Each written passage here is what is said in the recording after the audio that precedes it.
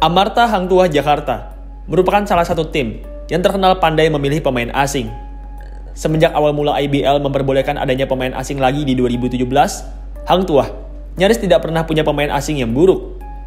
Selama ini, sudah ada banyak pemain asing hebat yang berhasil mereka temukan, seperti misalnya mantan pemain NBA preseason, Jajuan Smith, center tinggi versatile, Jared Lee Scott, point guard Edan, Gary Jacobs Jr., small forward super athletic, Kyle Cotton, dan masih banyak lagi.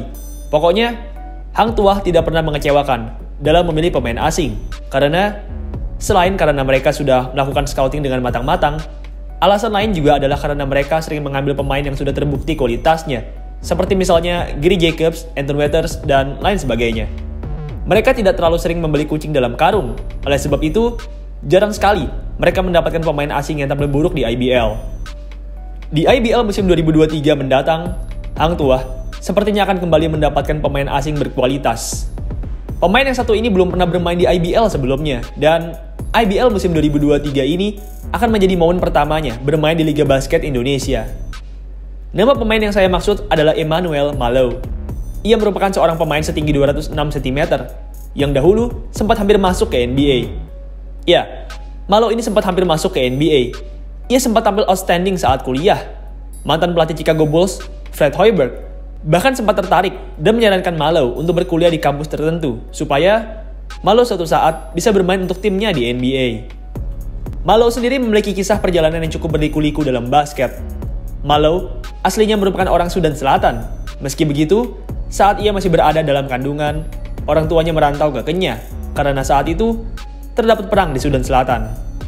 Malo tak lama di Kenya. Saat ia berusia 2 tahun, orang tuanya membawa dirinya dan kakaknya ke Australia demi mencari kehidupan yang lebih layak. Malo punya masa kecil yang sulit di Australia. Di zamannya, jarang sekali ada anak kulit hitam yang bersekolah di Australia. Oleh sebab itu, kehadiran Malo menjadi perhatian tersendiri bagi anak-anak kulit putih lain di sekolahnya.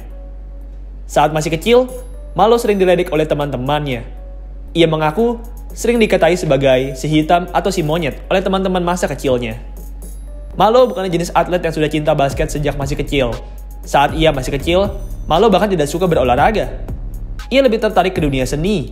Meski begitu, pada saat remaja, Malo tiba-tiba saja mengalami pertumbuhan tinggi badan yang luar biasa. Dan semenjak itu, Malo pun jadi mulai mencoba untuk bermain basket.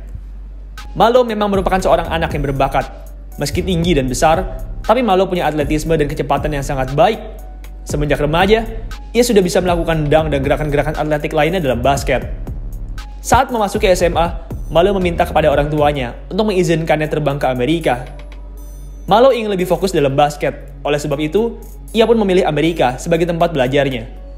Orang tua Malo mengizinkan Malo, dan kemudian, di tahun SMA pertamanya, Malo bersekolah di Saint Thomas More.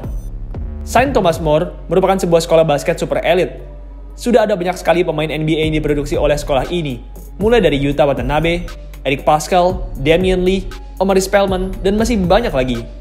Malo saat itu bahkan punya teman seangkatan yang saat ini bermain di NBA, yaitu Andre Drummond. Drummond saat ini memang hanyalah seorang role player biasa, tapi pada masa kejayaannya, Drummond merupakan seorang mesin rebound yang sangat mengerikan. Malo tidak punya karir yang indah di Saint Thomas More. Baru 1 tahun, Malo mengalami cedera, dan kemudian ia pun terpaksa untuk kembali lagi ke Australia. Malo tak lama di Australia. Saat itu, seorang mantan pemain basket, Glendon Alexander, secara pribadi menemui Malo dan meminta Malo untuk bersekolah di sekolahnya yang terletak di Amerika. Dan akhirnya, di tahun-tahun SMA terakhirnya, Malo pun kembali bersekolah di Amerika. Malo tampil impresif di tahun-tahun terakhirnya di SMA. Seorang mantan pemain NBA sekaligus pelatih dari kampus Iowa State, Fred Hoiberg, bahkan secara khusus meminta Malo untuk bermain di kampusnya. Tapi sayangnya, Malo tidak bisa bermain di kampusnya Hoiberg saat itu.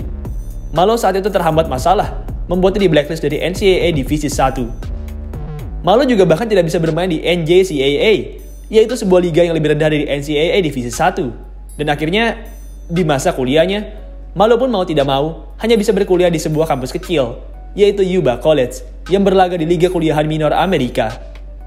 Malo tampil apik di Yuba College. Ia bahkan sempat dikunjungi beberapa kali oleh scouts NBA. Merasa sudah cukup yakin bisa masuk ke NBA, pada tahun 2016, di usianya yang ke-23 tahun, Malo pun mendaftarkan diri ke NBA Draft. Malo tidak mendapatkan hasil yang bagus di NBA Draft. Pada NBA Draft 2016, Malo berakhir sebagai pemain undrafted. Usia yang sudah tua dan kampus yang tidak ternama membuatnya gagal terpilih di NBA. Meski tidak terpilih, tapi beberapa tim sempat tertarik untuk mendesain Malo ke roster Summer League mereka. Tim Phoenix Suns bahkan saat itu memasukkan Malo ke roster mereka, tapi sayangnya belum juga Summer League dimulai, Malo mengalami cedera, membuatnya tidak bisa bermain di NBA Summer League. Merasa pintu NBA sudah tertutup baginya, Malo pun kemudian mendaftarkan diri untuk bermain di klub Estonia, Tallinna Kalev. Usai setahun di Estonia, pada 2019, Malo pun kembali ke negaranya untuk bermain di NBL Australia. Malo tampil cukup apik di NBL. Di musim lalu, Malo bermain di salah satu klub ternama NBL, yaitu Adelaide 36ers. Rataannya memang tidak terlalu oke, tapi tetap, ia merupakan mantan pemain NBL. Itu merupakan hal yang sudah sangat bagus. Malo sendiri punya gaya permainan yang diidam-idamkan oleh banyak pelatih. Meski tinggi dan punya tangan yang panjang, tapi Malo sangatlah versatile. Ia bisa melakukan fast break, menembak, defense, penetrasi.